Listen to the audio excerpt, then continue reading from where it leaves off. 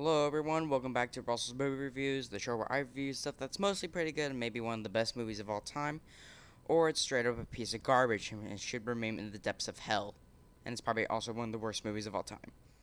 And welcome to the season 2 finale of Russell's Movie Reviews. Would this be the end of the show? Nope. Still got a whole nother season planned out.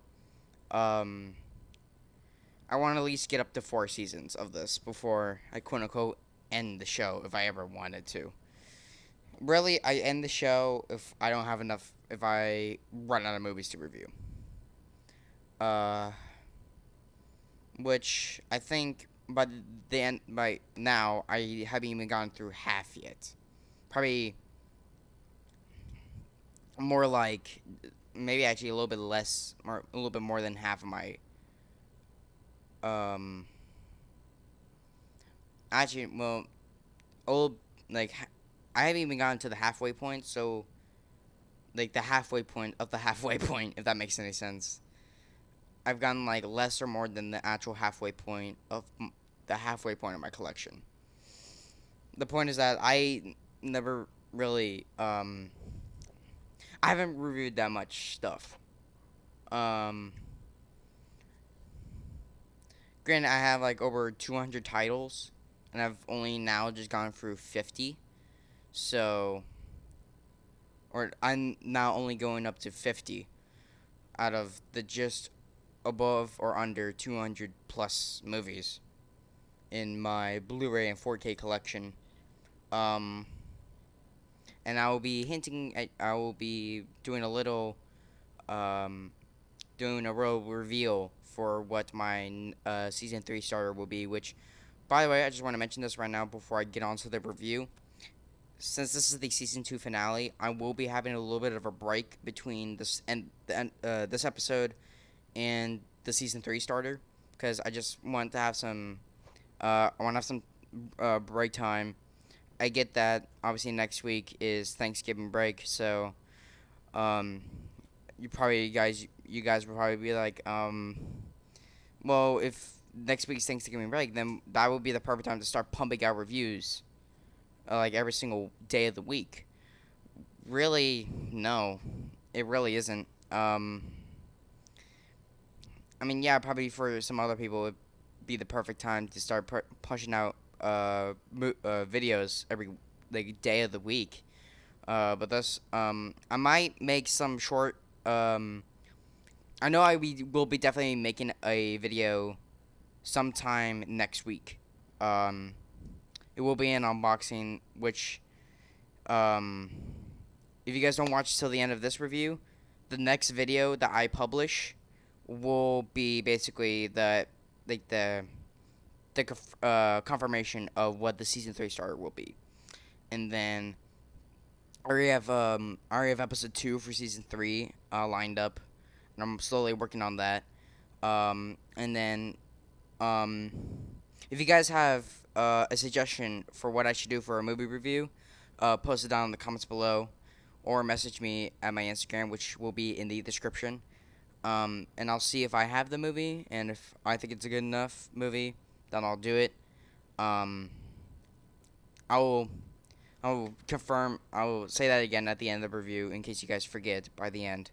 But I just want to get that out of the way right now before I forget to. So yeah, if you guys want to let me know or suggest a movie idea for a future episode in season 3, post it down in the comments below, or message me at my Instagram, which will also I also put up when new reviews are coming out. So for for not only this channel but for also my podcast channel, the Cringe Squadcast. Um,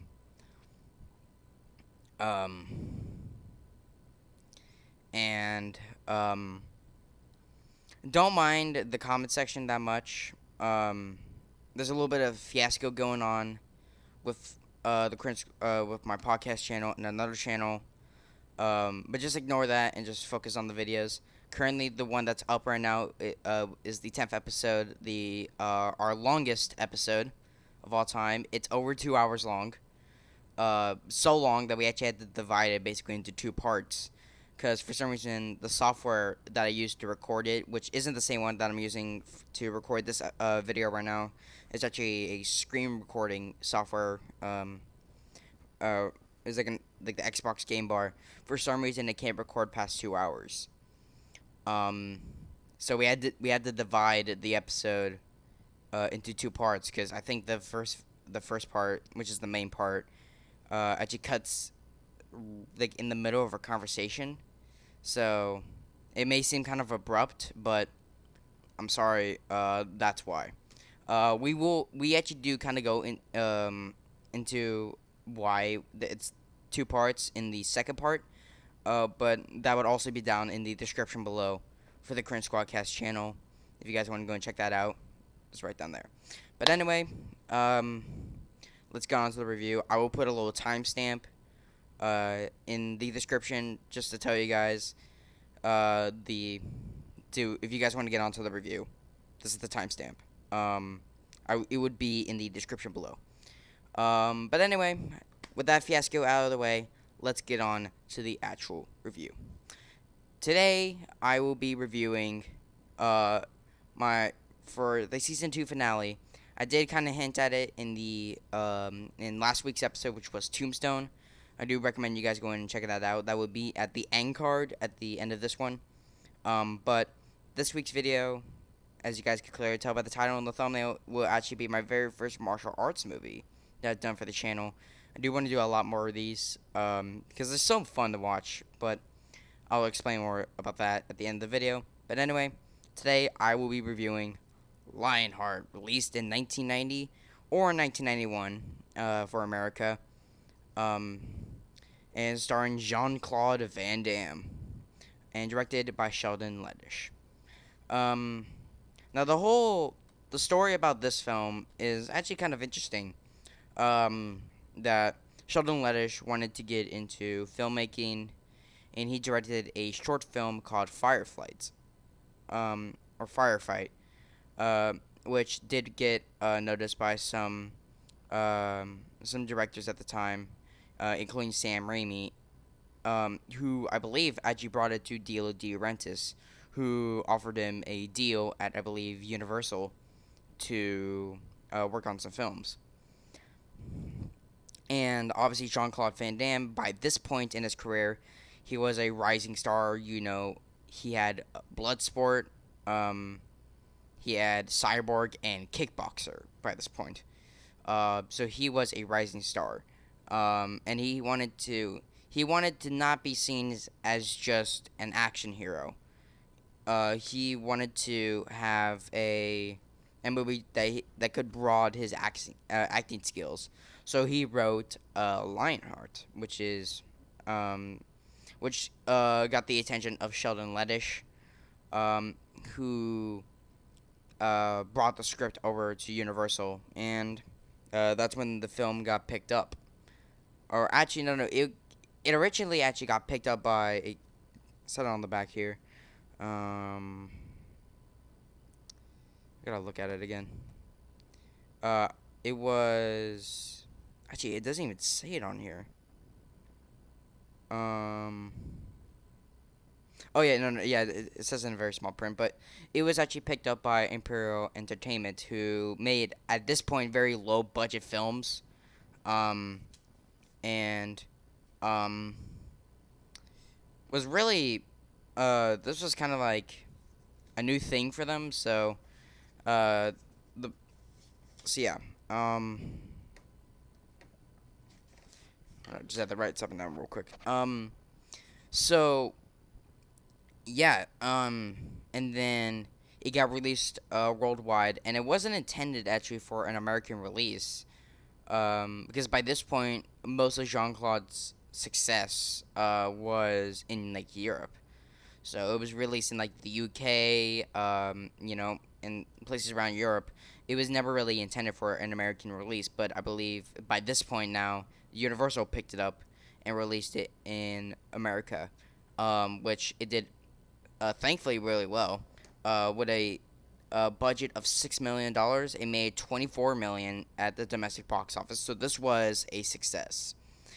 Um, this kind of caused Universal to go like, hey, this guy could actually um, can do acting. Maybe we should hire him for our future films. And he had actually went on to go and do Hard Target, Time Cop, Sudden Death, and The Quest with them. Which actually, really quickly. All right, guys, I'm back. So I just want to really quickly show you my Bloodsport shirt, along with I actually do have Hard Target on DVD, not on Blu-ray. I think this is most likely the edited American cut, um, which to very quickly go into it. This film, it was directed by John Woo, um, who in his home country of Hong Kong, he made some very violent action movies. So he tried to direct. This was his first film in America, and it was butchered down. A lot of the violence was cut out. There is a 100-minute version. Um, I believe this is. It doesn't. It just says an hour and 37 minutes. So this might be the 90-minute version. Um,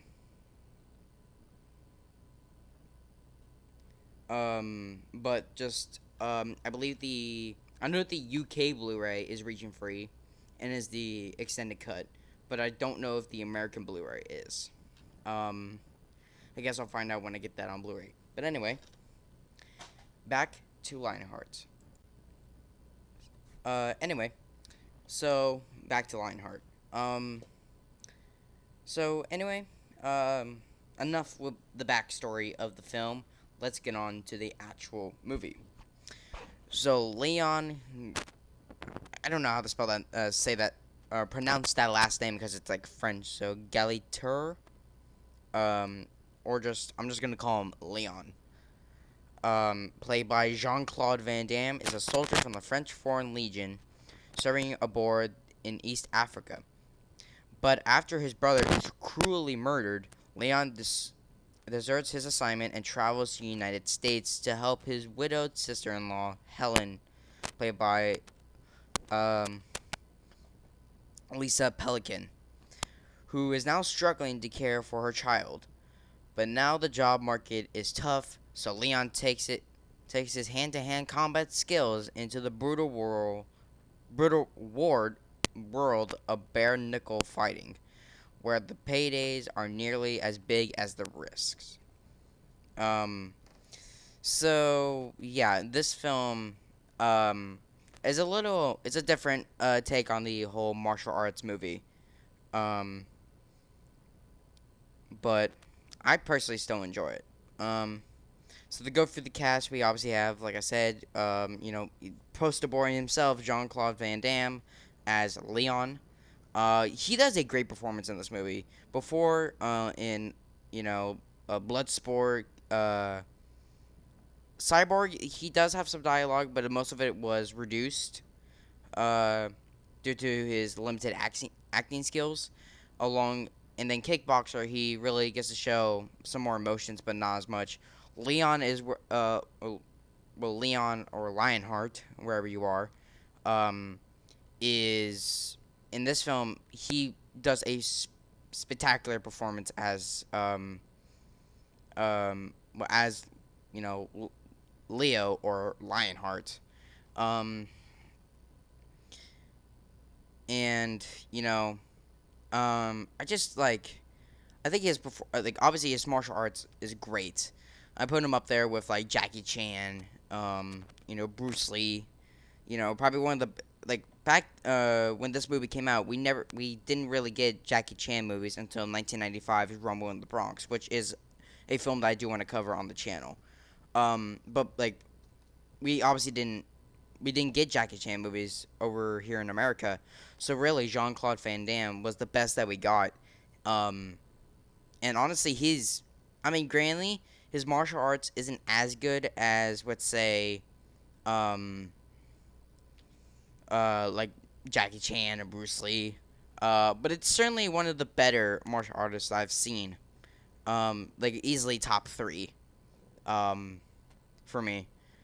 And you know, great martial artist, great acting in this movie. Um, if you really want to see some good acting, I suggest either Sudden Death or JCVD. More Sudden Death per se, because he doesn't really get that like show his skills as a martial artist in that film. It's more he's more like more grounded. In JCVD, it's like I think pretty much almost the whole movie is talking, and like some martial arts and gunplay, but mostly talking. Um, but yeah, and we also have Harrison Page as Joshua Eldridge.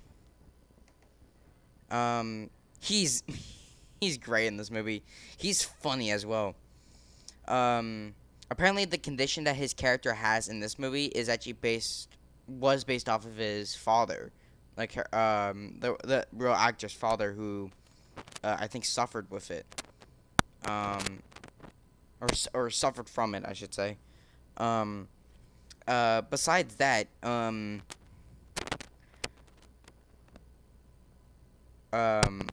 he is great. He's funny as well, and you know, really, really great performance. We have Lisa Pelican as Helen, and Ashley Johnson as Nicole. Obviously, Helen is the sister-in-law to Leo, or I believe the wife of his brother, who is horribly burned in the opening scene, and he dies shortly into the film. And um, um, and Nicole Ashley Johnson does a great performance as Nicole, being her first acting role, and I don't even know how old she was by the at this stage of filming, but I believe um that I think she had made a cameo in the Avengers as the waitress who is saved by Captain America. Uh, but yeah, she does a great performance in this. Obviously, most child actors, unless you're working with Steven Spielberg, you're probably gonna be bad if and you're in the 80s and 90s. But this film, really, she's great in the film. Um, Deborah Winard as Cynthia. She, I don't know really if there's like a quote unquote villain of the film, like let's say like Bloodsport for example, the villain was Bolo Young. In Kickboxer, it was Tong Po. Cyborg, it was I forgot the guy's name, but he's like he wanted to like rule the world or something. It's basically like in most of the Jean-Claude movies by this point had a villain. This one, it really isn't clear on who the villain is. It's Cynthia can be excuse my French, but she's kind of a bitch sometimes, um, as well, and like with her right hand man, Russell, played by Brian Thompson. Um, Brian Thompson, um, you know, she's oh god, the Brian Thompson. The only thing I can really remember him from was yeah, yeah, Mortal Kombat Annihilation. Uh, and I'll be talking about that when I get to Mortal Kombat. But really quickly, just to show, um, I don't want to linger on this too long, but when I actually got this, it this this literally is broken. The reason why is the little snap things that are supposed to hold it in place. It this one broke one of them broke off, so it doesn't really stay um it doesn't really stay as secure like that. So I plan on actually selling this and um just getting standard copies of Mortal Kombat and Mortal Kombat Annihilation because, granted, Mortal Kombat Annihilations is trash, but I don't have a 3-pack of these two and a Legacy, which is absolute garbage. But anyway, and let's talk about Mortal Kombat, or Mortal Kombat Annihilation. Let's get back to a good movie called Lionheart. But Brian Thompson, he does good in the role. Um, it literally just seems like he's just like kind of like a bodyguard to Cynthia. Um, um, I guess I guess the quote unquote villains of the picture, if you really would call them that, is um Michelle Kesey as Mustafa and Gori. I don't know how the hell you say that, as Sergeant Hartog. You may remember Michelle Kesey if you're a Jean-Claude Van Damme fan from Kickboxer. He played Tong Po. But for some reason, at the end of that film, like during the credits, it just says Tong Po is himself. It doesn't credit Michelle Kesey, who I believe was actually a trainer of Van Damme. But they both do great in this movie as well. Um, I really want to go back and watch his like earlier work, like Bloodsport and Kickboxer and Cyborg. I just gotta get the movies. Um, I know that Cyborg got a Screen Factory release, so that's cool. Bloodsport, it's only on Blu-ray. It's only in a 2-pack with Time Cop, and Kickboxer, I believe, was released on Blu-ray by itself as well. I don't know if it was released by itself in America. I know it was released by itself in like the UK. But anyway, um, and then we finally have Abdul Kisi, who I believe was the brother of Michelle Kesey. He plays Attila, who is the final opponent that Leon faces up against. Um, and again, he really only appears in like the last act of the film. Um, and yeah. But um, really quickly before I talk about favorite scenes and the fun fact, and the extended cutscenes, because there are two different versions of this film that you can get. There's the theatrical cut, which runs at 104 minutes, and you have the extended cut, which runs to 110 minutes. For the purposes of this review, I watched the extended cut. Um, now, um, I was going just to watch the theatrical cut because I already knew about the extended scenes through another reviewer who talked about this film and mentioned all the extended scenes scene by scene, um, which I do have written down on this paper. Um, but for some reason on this Blu-ray I don't know if it's just a problem with mine or if it's with everyone else who got this Blu-ray. But for some reason, the theatrical cut has this weird drone, or like, I can't really describe it, but it's like, if you guys have seen The World Is Not Enough, which is the 19th James Bond movie, when Bond is first seeing Renard in the ship, and Bond's trying to fix that tubing, and it's making that noise.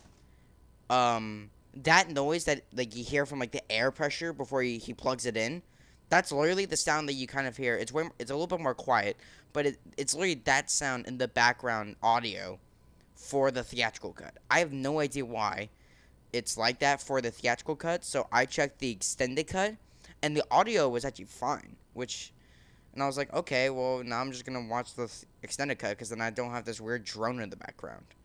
Um, I mean, I guess it did benefit me because I actually got to watch the extended cut scenes in, on Blu-ray.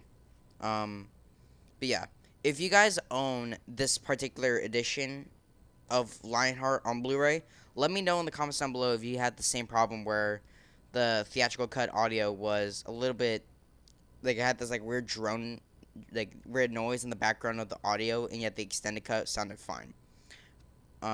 Just out of curiosity. Um,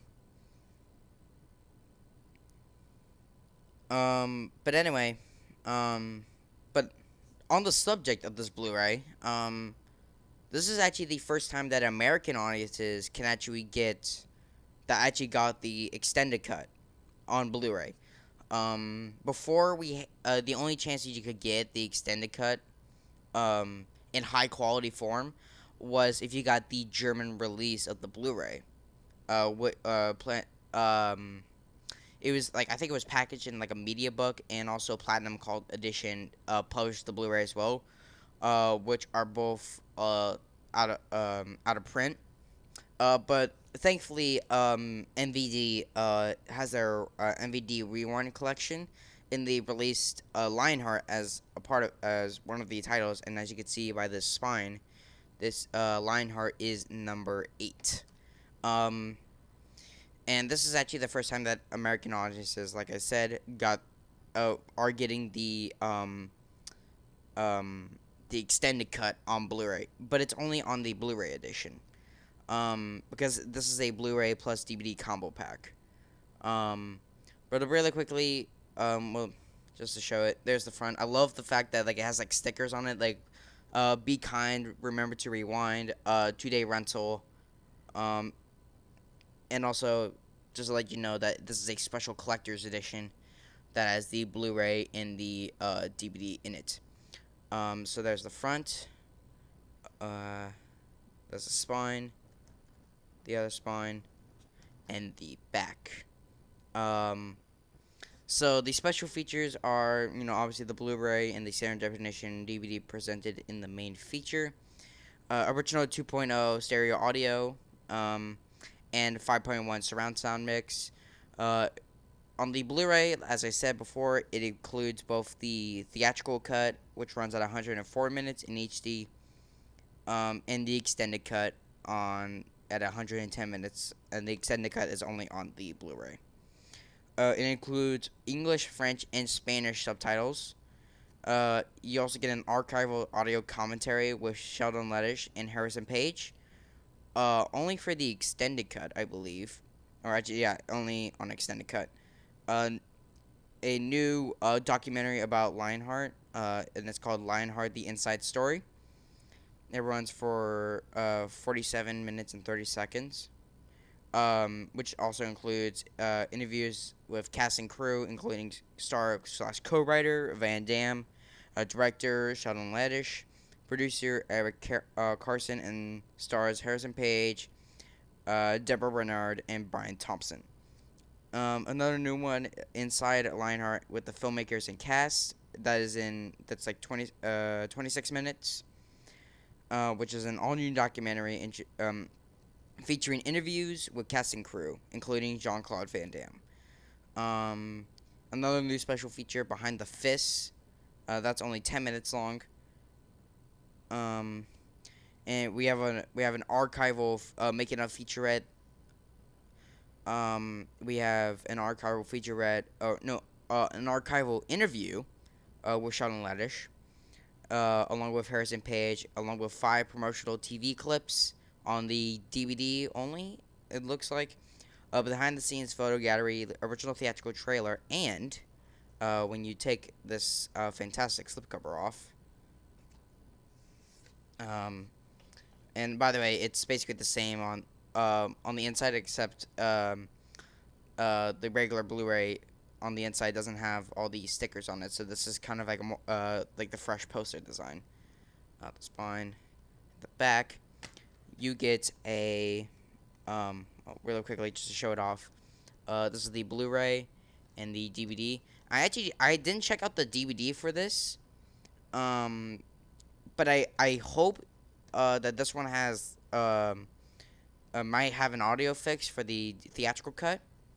But because if it doesn't, then I'm just gonna have to watch the extended cut, which isn't that bad. But anyway, going along with also the final thing that comes with this Blu-ray is a little mini poster that I'll fold out for you guys. Looks pretty cool. It's basically just the Blu-ray design, just a little bit larger. But I don't have a complaint about it. It still looks very cool. I might put this up in a poster frame and frame it around somewhere in my room, along with other. I do want to get more posters at some point, because you can't see back there. I have the original Star Wars poster, and right next to it, you can't.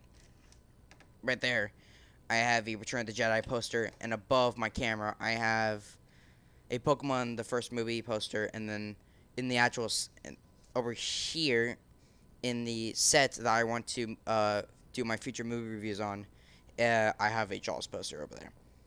But anyway, favorite scenes. Really, I mean, like, besides obviously all the fight scenes, because really, who wouldn't say that? But obviously, all the fight scenes, great. Especially the end fight. Probably the funniest fight scene out of all of them is when Leon first meets Cynthia.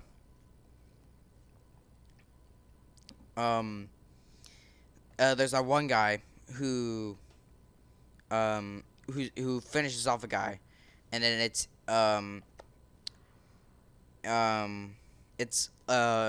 Leon versus him, and literally the guy goes for a kick. He just grabs the leg and just punches him right in the nuts.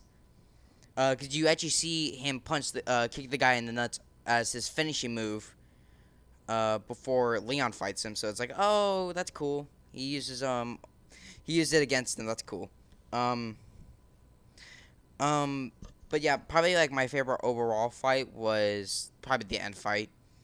Um, but if I had to choose a scene that isn't a fight scene, um, a good scene that Jean-Claude actually acts in is um when he first finds Nicole, when her ball drops down the stairway and Leon catches it and they start having a little conversation, and you hear Helen arguing with the landlord upstairs, um and you hear and then Leon returns Nicole back to her room, and then um Helen sends Nicole into the room, and Leon and Helen start having that conversation, and that really showed off what acting skills that Jean-Claude can do, and I think that's probably my favorite scene in the whole movie is him really showing his acting skills, which I commemorate him for. Um, and honestly, the ending, first time I watched it, made me cry. I'm not gonna lie to you guys. I cried at the ending of this film because it's so sad. Like, ugh. Um, just to summarize it, I mean, really, any of my reviews are spoilers, so I guess right now, spoilers. Um, after he wins the fight against Attila, he returns back to the house to find Helen and Nicole there, and Leon basically explains to Nicole that he isn't able to go with them because he made this promise saying that after the fight, which is like the fight between him and Attila, that he wanted to get them out of there with the money. Um, and now he's because obviously Mustafa and um uh Hantog were the two French legionnaires have found him and have taken him back, and he basically explains to them that he has to go, to like not like literally, but he basically says like that he has to go back to the French Foreign Legion and like to like an ugly place that they won't like. Um, and he gets in the car after telling Joshua to take care of them, and um, they start driving off down the street, and you just see like the car that they're in, or with Leon and the two French people or French Legionnaires. You see the car like kind of pull over and stop, and you just hear one of them go, "Get out," and he opens the door, and right before Leon leaves, Mustafa just stops him and says, "Good luck." And then you cut to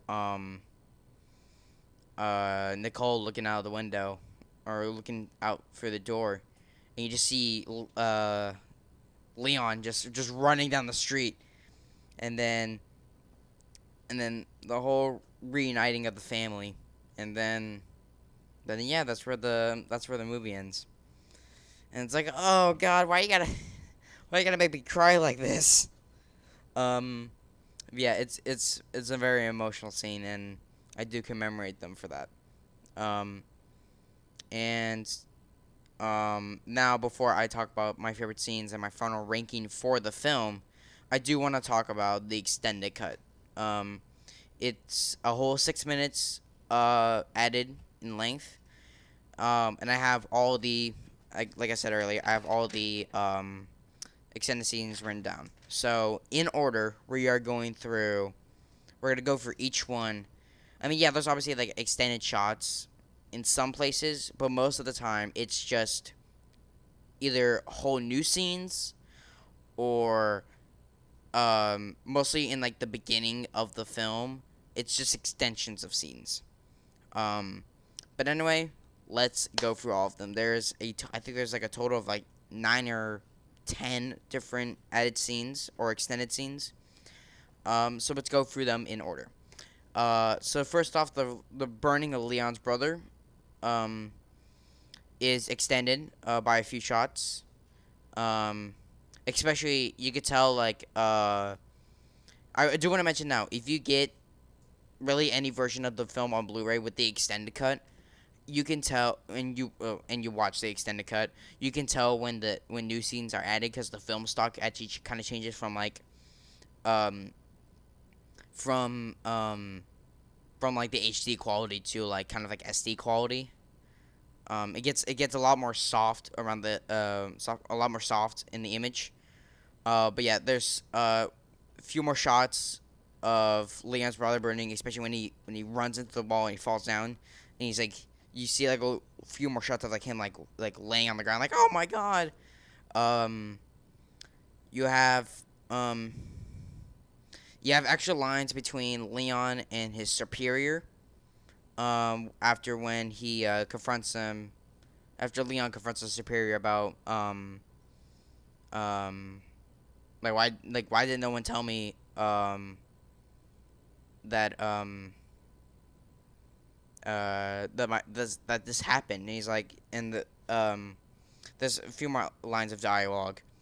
Um, Leon's escape, not the is a little bit extended, mostly around the when he gets into one of the cars and drives through the gate, or like between him getting in the car and him driving through the gate. There's some extended parts in there as well. Um,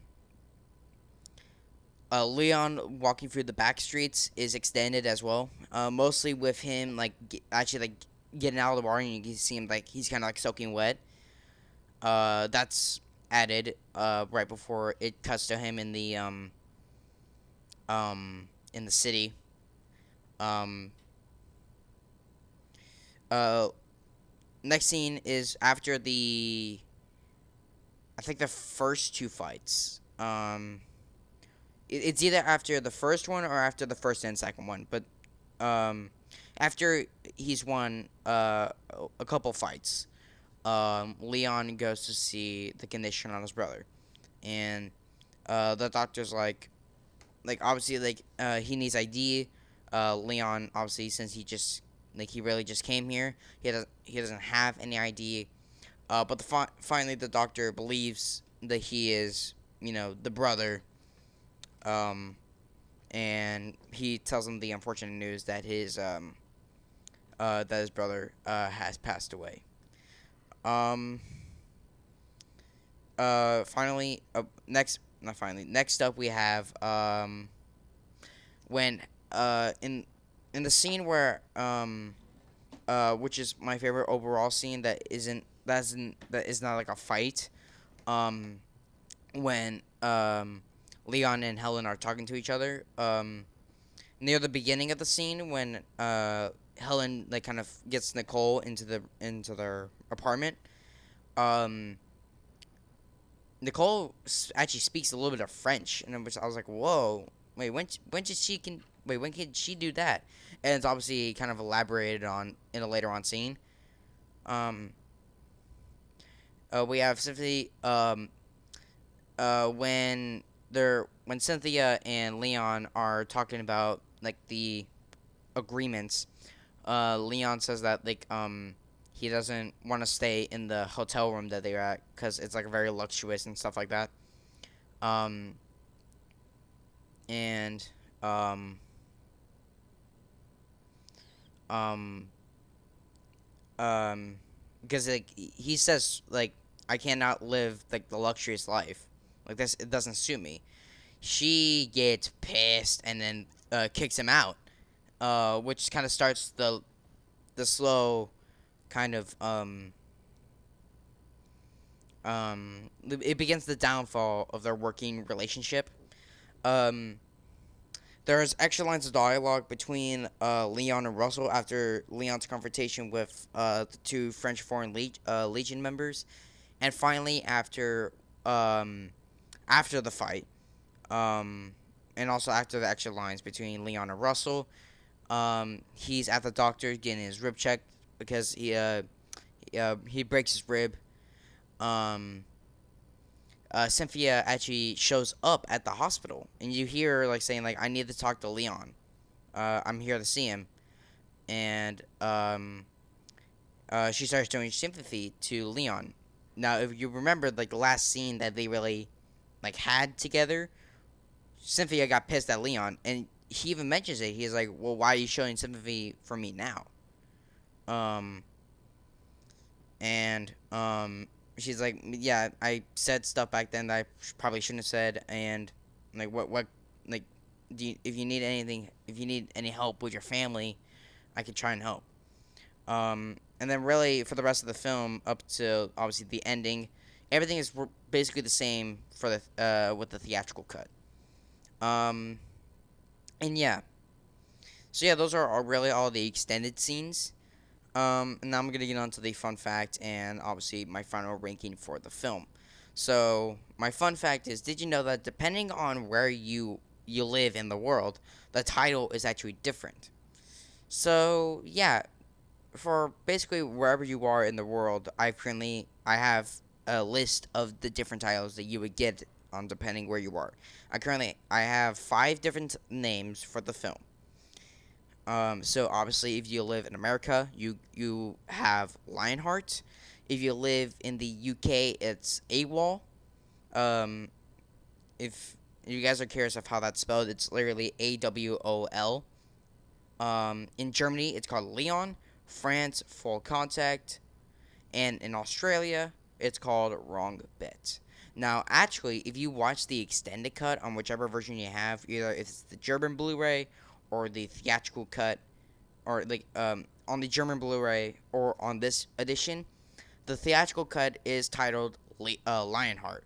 But when you watch the extended cut, it's actually the German version, so you actually get the title Leon. So I thought that was cool that they actually kept the title different. To tell you like, okay, yeah, it's a different version of the film, and it's not like you can't get confused. So I like the fact that they did change it, they kept the names as they were for like obviously our version was called Lionheart. But obviously for the extended cut, which was in mostly European territories, they changed they kept the name to the German version. For some reason, obviously with a martial arts movie, there were some trims to the American version in terms of the fight scenes. Actually, well, not actually, no, not in this film. I don't think they trimmed really anything in this film. But I may be wrong. Um, but it's just weird that like whichever part of the world that you're in, if it's the U.S., the U.K., Germany, France, or Australia, you get different names, which is weird. Um, and this was actually a thing that happened way more frequently in the 90s, in like the 80s, and it doesn't actually happen that much now. Um, but yeah. Um, and yeah. But do I recommend this movie? Absolutely. If you're trying to get into martial arts, I say this isn't a good one to start off with. I would suggest, especially even for a Jean-Claude Van Damme film, I suggest either um, Bloodsport or Kickboxer as a starter film, and then you could obviously watch Cyborg because I mean, yeah, that's a Jean-Claude Van Damme film, but it doesn't really involve. I mean, yeah, it does involve martial arts, but it isn't like a martial arts movie. It's more like an action film. Um, and then I think when you watch those three, you can watch Lionheart in some of his later works, especially like Sudden Death, which is probably one of my personal favorite Jean-Claude Van Damme films. Uh, but I really do need to. I want to do more martial arts movies for season 3 and 4. Um, yeah, most likely season 3. I just need to get the movies. Um, but yeah. Um, and I'm gonna give this film an 8 out of 10. I think it's a really good martial arts movie. One of my personal favorite Jean-Claude Van Damme films. Um, but this isn't a really good one to start off with. If you really want to get some good Jean-Claude Van Damme martial arts goodness, I say start off with either Bloodsport or Kickboxer, and then go on to some of his later works like Cyborg, Lionheart, Sudden Death, and like Hard Target and stuff from like the early 90s. But anyway, guys, hope you guys enjoyed the season 2 finale for Russell's movie reviews. Stay tuned for next week where I'm gonna have a little unboxing at some point. Either yeah, it's most likely gonna be next week. Um, and then the week after that will be my season 3 starter. I will mention this. I'm not gonna spoil the season 3 starter or the season 3 pilot. But I will mention. But like I said earlier, follow me on Instagram and Facebook. Those will be both down in the description below for future updates on when new videos are coming out from not only this channel but also for for the Cringe Squadcast, my podcast channel, which will also be that channel will be down in the description below. I will link another review of Lionheart by a really good reviewer named Oliver Harper. Um, I will link him down in the description below. And yeah, see you guys next week for an unboxing, and stay tuned for the week after that for the season 3 pilot. So anyway, guys, live long and prosper. Out.